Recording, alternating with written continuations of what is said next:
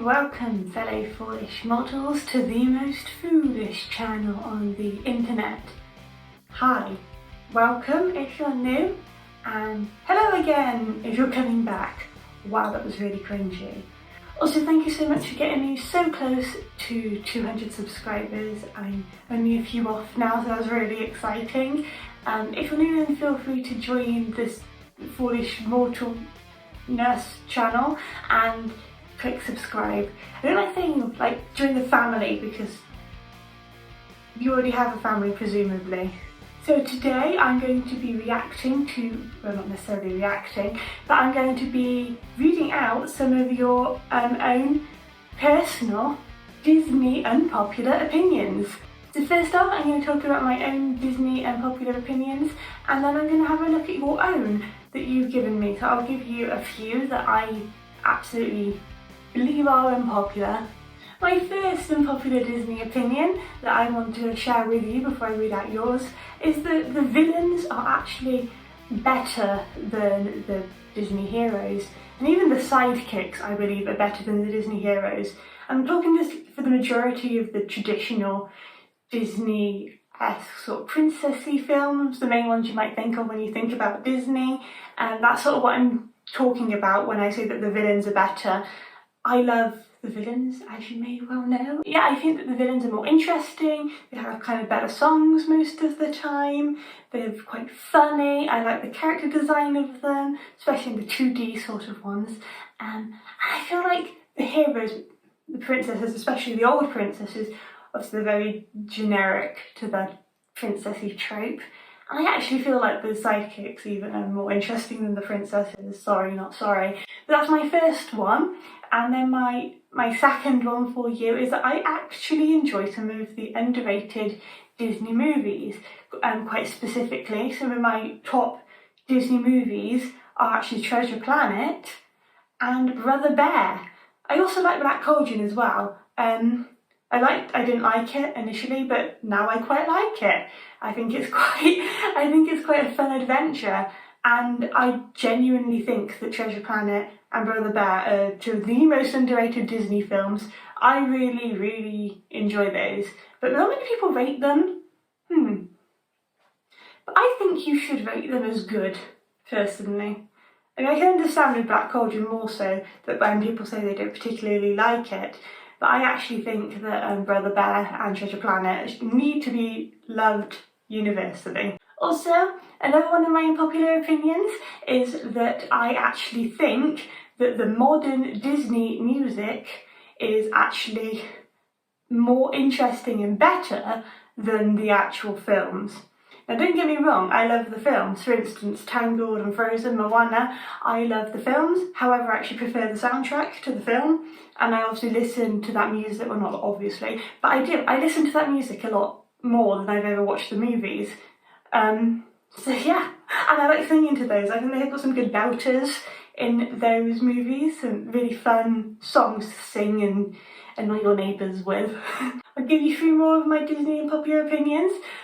So Fantasyland is actually my least favourite of the lands in the main Disney park. So I actually really love Fantasyland. I think it's probably the prettiest park, but it's my least favourite because the rides are a bit, I mean, for children mostly, isn't it?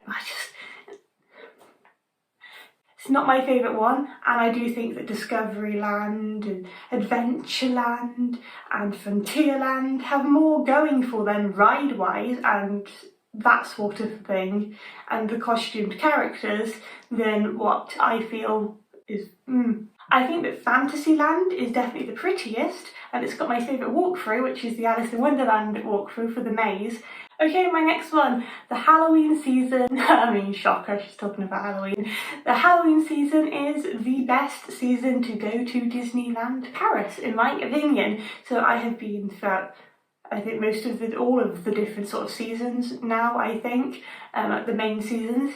And I like the Christmas, I like the summer, I like the spring, I like the Valentine's, but Halloween has the best. And it's because it's villain focused, and like I said, I prefer the villains, and it's quite spooky, and I love the soiree, I love the decorations, I love the little ghosts and the pumpkins, and I think it's really cute. But then I do love Halloween, So I'm kind of biased on that one, but I think that that's probably an unpopular opinion overall for Disney. My next Disney unpopular opinion, this is my last one that I'm going to just throw out to you before I read out yours. And so there's way too much Star Wars and Marvel in the parks for me now. I don't really personally enjoy Star Wars or Marvel, so I understand why they're doing it. It's because they're popular and they're expanding those franchises. But personally, I just feel like I'd rather have some more Disney intellectual classic property within the parks. For instance, why in Disneyland Paris do they not have like Lady and the Tramp and Hunchback of Notre Dame and Beauty and the Beast? I like the idea of going to Galaxy's Edge, but to be honest, I don't really know much about Star Wars except for like the originals and the original reboot of it for the Kylo Ren times. And then with Marvel, I know like 4 Marvel characters that I would say that I can actually like give a description of with their personality. But if it gets football in the parks and gets Disney more money and gets them to pump out more franchises to expand that universe, then I can completely understand why they're doing it. Okay, let's move on to yours. I don't like Toy Story 3. Rude? No, but I completely understand this. I definitely prefer the second one to the first one, but the first one comes second in my opinion, and then the third one. I personally don't like Toy Story 4. I think it was a waste of time. They should have stopped it at Toy Story 3, in my opinion anyway. But I enjoy Toy Story 3, I'll be honest with you. I think that it's quite a good movie, and I thought it was a good way to round up and finish off that franchise, and that those characters then get passed on to Bonnie, and then they can live their new life. But we can use our imaginations with that, can't we? But no, they had to make a 4th one. But personally, I like Toy Story 3. It's honestly my 3rd of the favourites of Toy Story, but I enjoy it. Second one, Small World is creepy. I can certainly see why you think that. It's definitely quite unnerving, I think, if you don't like those sort of dolls, because they're kind of...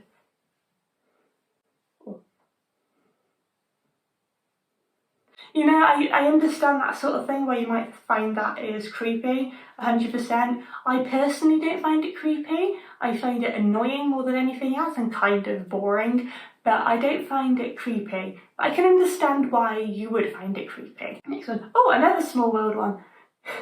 It's a Small World is an elite ride. Is it though? No, I can understand this because it's obviously the history of Small World, of course, I can understand. Like where it came from and what it represents, and then the whole idea that surrounds it, and then you've obviously got the classic song that some people actually enjoy. But I find it personally really dull. It's one of those classic rides that I feel that I have to go on every single trip, but I'm only going on it once, and I'm only going on it when the queue is 15 minutes or less, and that is it. But I understand why people enjoy it. I enjoyed it when I was a child, for instance, but personally now it's not a ride that I love. Casey's Corner in Disneyland Paris is not great. I know a lot of people talk about Casey's Corner, okay? People love Casey's Corner. People go to the ends of the earth for Casey's Corner. And I think that's not for the Disneyland Paris park. I've been to Casey's Corner once. I thought it was quite overpriced for what it was. I was incredibly overtired when I went, and I had like a snack and a bottle of Coke. It got to a point where we found that bottle of Coke really, really hilarious. I was there with my friend on this trip here. And, oh, she liked my photo wall, by the way. I was with my friend on that trip there, and we had shared a bottle of Coke because we were on our last day, we were exhausted. It was the soiree the night before, I think. So we had woken up at like 6 for extra magic hours, but we'd also been up until like 3 o'clock at the Disneyland Paris Halloween soiree. But we finished this bottle of Coke and it like knocked over or something, and then we kept picking it back up and then knocking it over. At the time that was really hilarious, but you know when you're so tired, you're like almost drunk with tiredness? I think that is what we were. It was different, but that is my experience of Casey's Corner. But besides that, I can't really put much of an opinion on it. I do think it's probably is overrated, but I don't really know. I like the theming for Casey's Corner though, I think that it's quite cute. Next one, Mickey waffles aren't special. They're normal waffles in the shape of Mickey. Well, yeah, that's what's special about it. So I think that Mickey waffles are like the elite waffles because they are in the shape of Mickey. So I think that Disney-shaped food just hits different. Disney-shaped food is just good. It is like intrinsically good. So anything that is in the shape of Mickey Mouse or another Disney character, you can betcha I will probably like it, unless it is mushrooms or coconut or fish. I don't know if Mickey waffles taste that much different to normal waffles. They don't really taste that much different to normal waffles. Maybe the ingredients are slightly different to your generic waffle that you might get, but I really like Mickey waffles. But then again, I really like waffles, so I think they're pretty great. Next one. Flight of Passage at Animal Kingdom is not worth the hype at all. Well, I can't really put an opinion on that one, I'm afraid, because I've never been on it. I went to Walt Disney World or way back in 2002, and that is the only time I have ever been. Yeah, I really want to go to Pandora, and I really want to go on this ride. It looks like it's not going to be a thrill ride, but it might be like relaxing, I guess, in the same sense that Air is, or Galactica, or whatever the heck it's called now, at Alton Towers. Sort of like you're soaring and flying and it feels like fun. But I know that the queue for Flight of Passage can be really long sometimes. So I can understand why you may not want to queue for it. I know that, for instance, with Peter Pan, that queue is always blooming long, and I can't deal with that queue, and I need to fast pass that thing or get there for extra magic hours, and I feel like that may be a similar thing with Flight of Passage. But I think that it's definitely something I really want to go on. It's 100% on my to-do list, and when I go to Walt Disney World eventually, I'm going on it, and then I'll decide for myself whether or not it's worth the hype. Another Small World one. Small World is boring.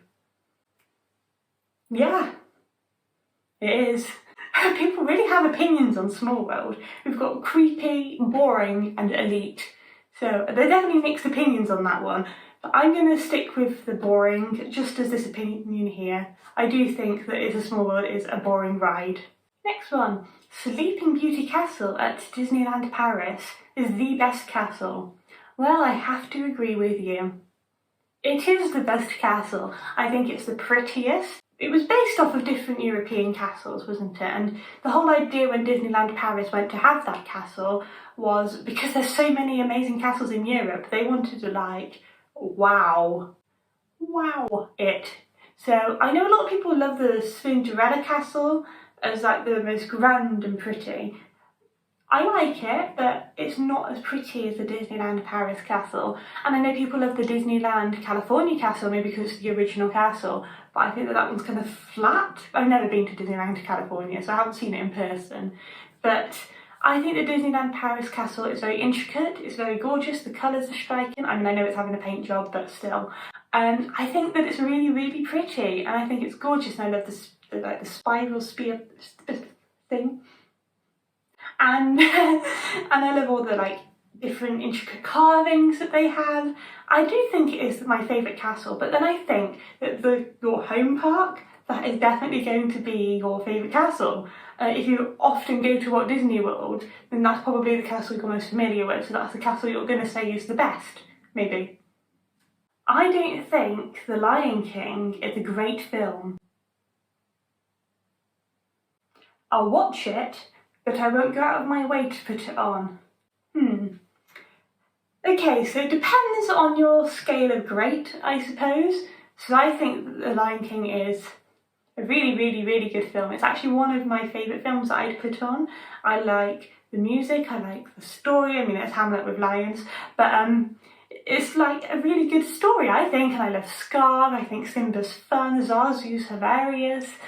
And obviously Timon and Pumbaa, I mean, they're funny. I really enjoy Lion King, but it isn't actually one of my absolute favourite, You know, it's absolutely up there, but it's not my favourite. It's not my favourite top ones. So I would still say it's a great film. I absolutely love the film personally, but I don't know, when you say great, maybe you're saying you really enjoy it still, but it's just not one of your like mega ones, because I know for a lot of people, Lion King is one of the mega ones. But yes, I really enjoy The Lion King. I probably will always enjoy The Lion King. I know a lot of people enjoy The Lion King, but yeah, I can understand that it might not be your favourite. There's not a single good Disney live action remake. I semi-agree, because I think that some of the live action remakes are good remakes and I actually enjoy it for what it is. For instance, I think that Aladdin was actually probably my favourite of the new live action remakes, but it's not better than the original Aladdin, in my opinion. I don't think there's any need to do these live action remakes. I'm quite glad to know that Disney are kind of slowing down on those live action remakes slightly and having a bit more, you know, original content, which I think is what everybody really wants. Yeah, it's not that they're not necessarily good, because there's a couple of good ones. There's also a majority of them bad ones. But, you know, Disney like to make money off of nostalgia, don't they? They like to be like, you watched this as a child, so we're going to live action remake this for you, and you can bring your kiddies with you to watch this in the same way that your parents would have brought you to watch this when it originally came out. So, yeah. Okay, so this is the second to last one that's up at the moment. Again, it's Flight of Passage. So I think that Flight of Passage and Small World are... they have unpopular opinions around them, apparently.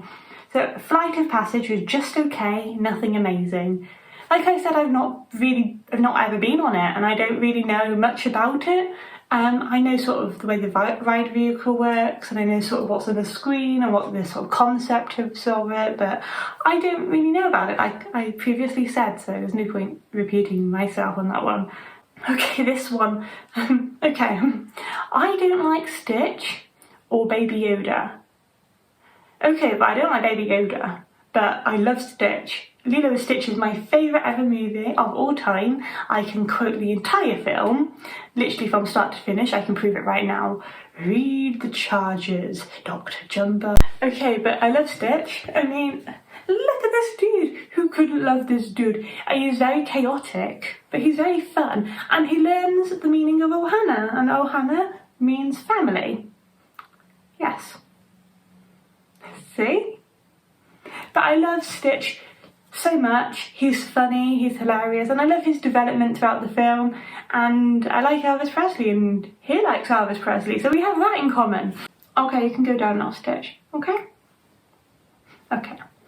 But when it comes to Baby Yoda, honestly, I agree. I don't understand the Baby Yoda obsession at all. I have not watched Mandalorian, or the Baby Yoda show, or whatever people call it, but like I said, I don't really like Star Wars, so someone, like, I put this on my Instagram a while ago saying that I don't really get the Baby Yoda, I can't speak, the Baby Yoda obsession, and someone actually was kind enough to link a YouTube video to me of the Baby Yoda best bits, and I watched it, and I've got to say I was entirely creeped out, and I don't understand why anybody would like it. It actually was worse than I imagined it was.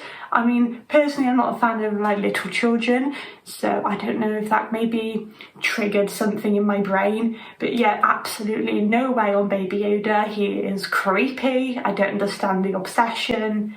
No, thank you. But Stitch, I'll come at you for saying Stitch is a bad dude, but then people are going to come at me for saying Baby Yoda's a bad dude.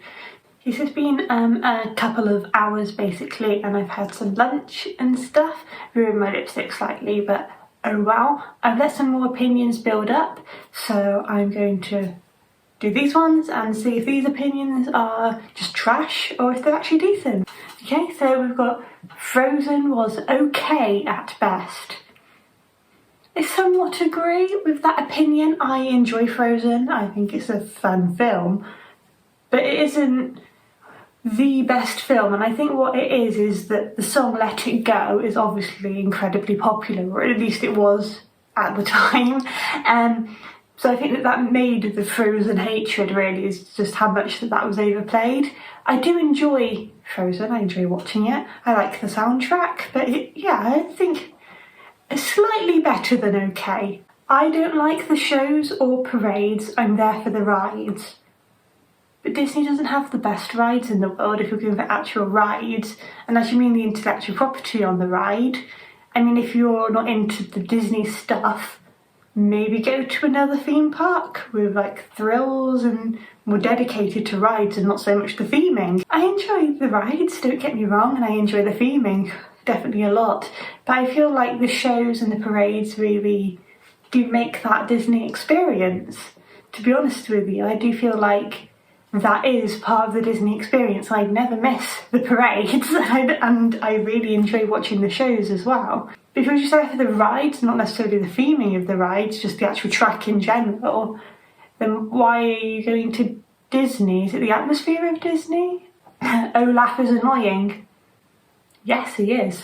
He's there for comic relief, isn't he? He's there to appeal to the children and make the whole thing slightly less serious and have like the kooky comic relief song and the sidekick. He is kind of annoying, but I do actually kind of like him. We could have done without Bing Bong. Yeah, I suppose. I mean, Bing Bong was basically created so that he would eventually die and be forgotten, whatever, and create that like cheap emotional suspense for us. I mean, really, I feel like the story could have worked without Bing Bong, and I think he is probably quite annoying. Sorry, that is definitely an unpopular opinion, but like, I do genuinely think this is something that I agree with. I mean, when I watch Inside Out, I don't go, ugh, he's so annoying, I can't be dealing with him. But I do feel like his character is unnecessary. You don't actually need Bing Bong in Inside Out. He was there basically to be like fun for the kids and kooky and woo, weird and imaginative, and then just like die. Snow White is my favourite Disney character. Well, I think you all know my opinion on that one if you've been here for a while. I'm not a fan of Snow White. I understand why people like her, but I think that that's mostly because she's the first Disney princess. I don't think it's got anything to do with her actual character and her development or her voice. I do genuinely think that she's not my favourite.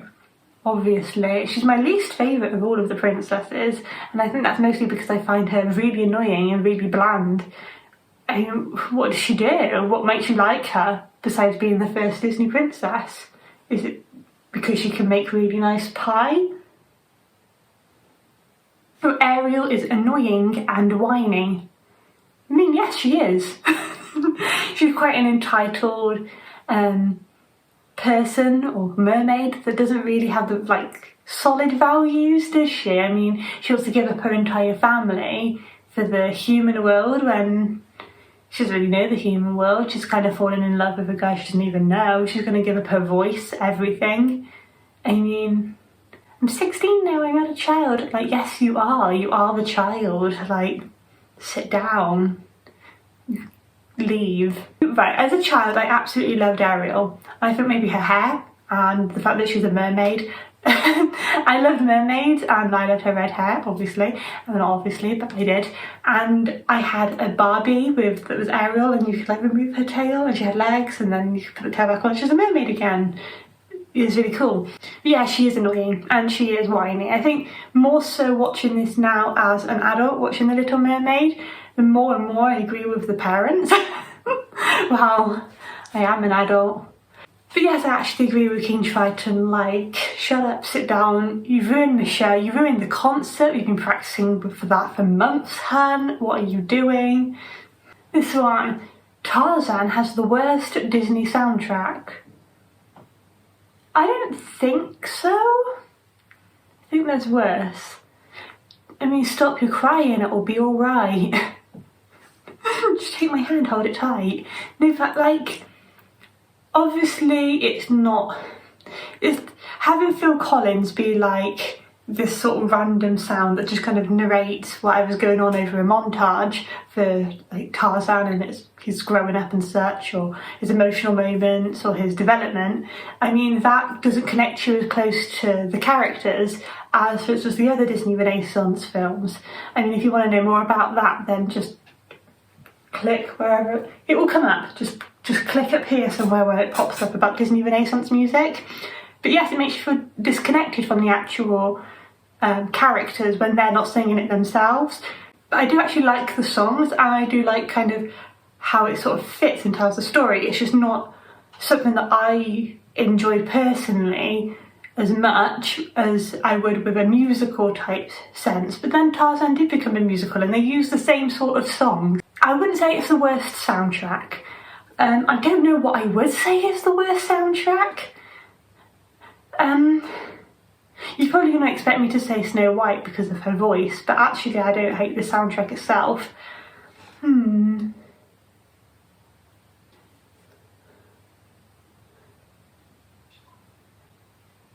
The worst soundtrack for that sort of era with the same writers and stuff, obviously Phil Collins, but you know what I mean, the same time period, I would probably say is Home on the Range, especially considering that some of it was by Alan Menken, and obviously he has done some classics but over the Disney Renaissance period.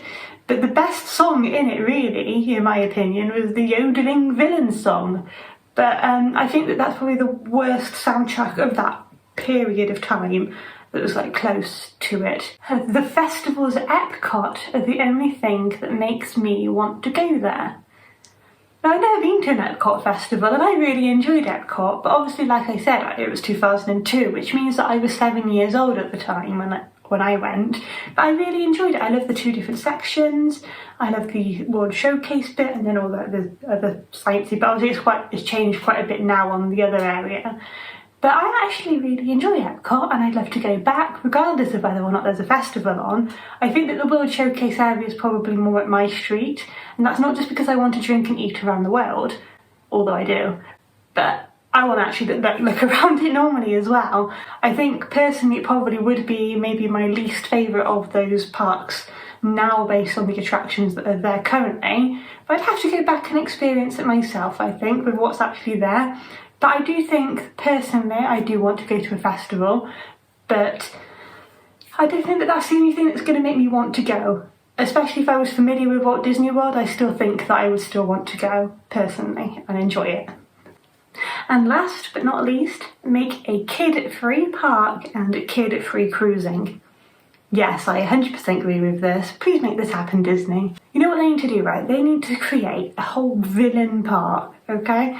And that has some good, really like adulty thrill rides in there as well, and also some really cool meet and greets. And then then the kids just won't go into that area, and as adults can have that as kind of our thing. But also make sure there's lots of good photo ops there as well, and some cute walls to have pictures on. There we go, we've sorted the problem. But no, literally, they should create a whole new Disney park.